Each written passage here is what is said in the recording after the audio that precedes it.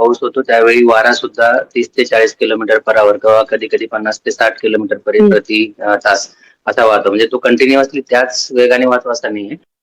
बातमी आता पालघर मधून आहे. विक्रमगड तालुक्यातील पोचाडे या गावात ढग सदृश्य यावेळेस ढगफुटी सदृश्य पाऊस झालाय आणि वादळी वाऱ्यानं थैमानही घातलंय. 1 ते 1.5 तासाच्या पावसात पोचाडे गावातील 35 ते 40 घरांचं नुकसान झालंय. तर घरांसह गावातील प्राथमिक आरोग्य केंद्र, शाळा आणि अंगणवाडीचं देखील यावेळेस नुकसान झालंय. छप्पर उडवलेत. तर अनेक कुटुंब बेघर झाली असून सुदैवानं यात कोणतीही जीवितहानी झाली नसल्याचं माहिती आहे. मात्र गावातील नागरिकांसमोर आता संसार कसा करायचा, कुटुंब कसं चालवायचं असा प्रश्न निर्माण झालाय.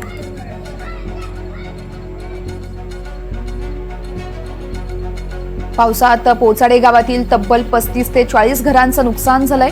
अनेक कुटुंब बेघर झाली आहेत. या संदर्भात अधिक अपडेट्स देत आहेत आमचे प्रतिनिधी मनोज सातपुते आहेत आपल्यासोबत. मनोज, आपण पाहतोय खरं तर पालघरच्या विक्रमगड तालुक्यातील पोचाडे गावात ढगफुटी सदृश्य हा पाऊस झालेला आहे.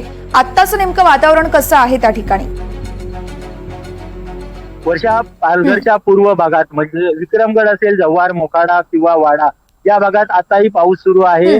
दुपारच्या सुमारास विक्रमगड तालुक्यातल्या पोचाडे या गावात अचानक जोरदार वादळी वाऱ्यासह पाऊस झाला आणि या पावसामुळे 1 ते 1.5 तासामध्ये या गावातली सर्व घरांवरची कौलं असतील, छप्पर असतील, पत्रे असतील, हे वादळाच्या आणि वाऱ्या पावसामुळे उडवण्यात आलेले आहेत. आता या गावातील नागरिक जे आहेत ते अक्षरशः रस्त्यावर आलेले आहेत. घरं आहेत ती गळतायत आणि जो घरातला संसार असेल किंवा साठवलेले धान्य असेल हे उघड्यावर पडलेले आहे, भिजून गेलेले आहे. त्यामुळं आता पुढचे दिवस कसे काढायचे याचा प्रश्न या नागरिकांसमोर आहे.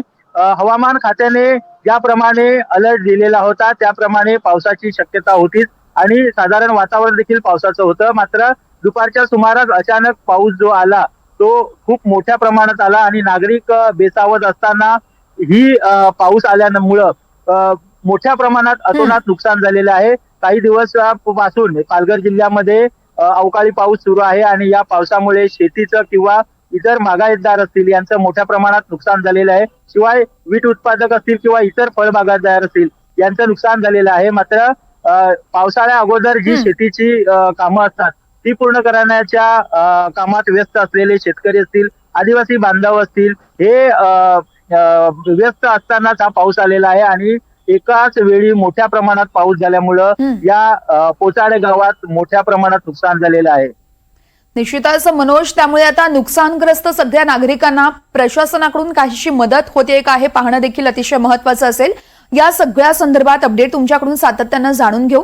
तुर्तास धन्यवाद मनोज दिलेल्या सविस्तर माहितीसाठी.